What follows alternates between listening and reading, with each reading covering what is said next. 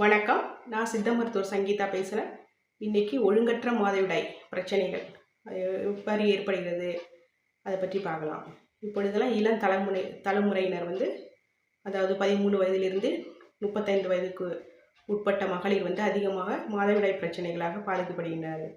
அதில் அமினூரியா ஒழுங்கற்ற மாதவிடாய் இவர்களுக்கு 3 மாதங்களுக்கு ஒரு முறை 5 மாதங்களுக்கு ஒரு முறை மாதவிடாய் சுழற்சி ஏற்படுகிறது.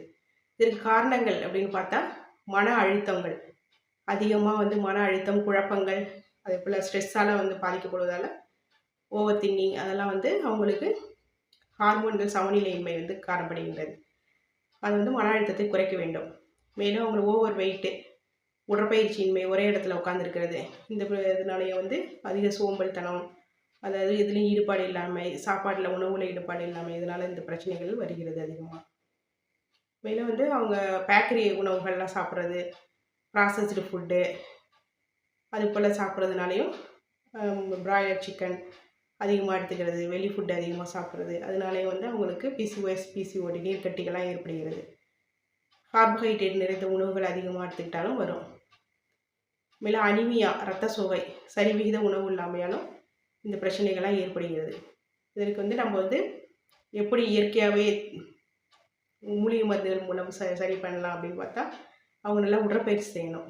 ஹார்மோன்கள் சமநிலை சரியாயிடும். மன அழுத்தம், மனக்குழப்பங்கள், இதுக்கெல்லாம் தியானம், யோகா பயிற்சிகள், நடைப்பயிற்சிகள், மனசை எப்பயும் நேர்மறையான சிந்தனைகளோடு வைத்திருந்தால் நல்லாயிருக்கும்.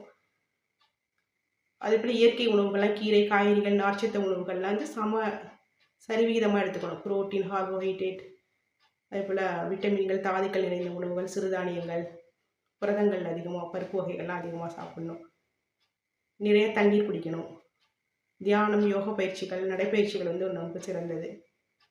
இதேபோல் நம்ம இயற்கையாகவே கஷாயங்கள், மூலிகை கஷாயங்கள் ஒவ்வொரு நாளும் இஞ்சி, மஞ்சள் கஷாயம், அதுபோல் வெந்தயம், கருஞ்சீரகம், ஓமம், இது போன்ற ஒவ்வொரு கஷாயம் ஒவ்வொரு தினமும் நம்ம பயன்படுத்தி இந்த கர்ப்பப்பை சுத்தம் பண்ணி கொள்ள வேண்டும். அவ்வாறு கழிவுகள்லாம் நீக்கப்படும் பொழுது ஹார்மோன்கள் சமநிலை அடைகின்றது. இவ்வாறு செய்தாலே நம்ம ஒழுங்கற்ற மாதவிடாய் பிரச்சனை அனைவரும் சரி செய்து கொள்ளலாம். இயற்கையோடு இணைந்து வாழும் பொழுது இது சிறப்பாக நம்மளுக்கு நன்மை புரிகின்றது. ஆகவே நம்ம இயற்கையோடு இணைந்து இதை சரி செய்யலாம். இந்த சேனலுக்கு லைக், சப்ஸ்கிரைப் பண்ணுங்கள்.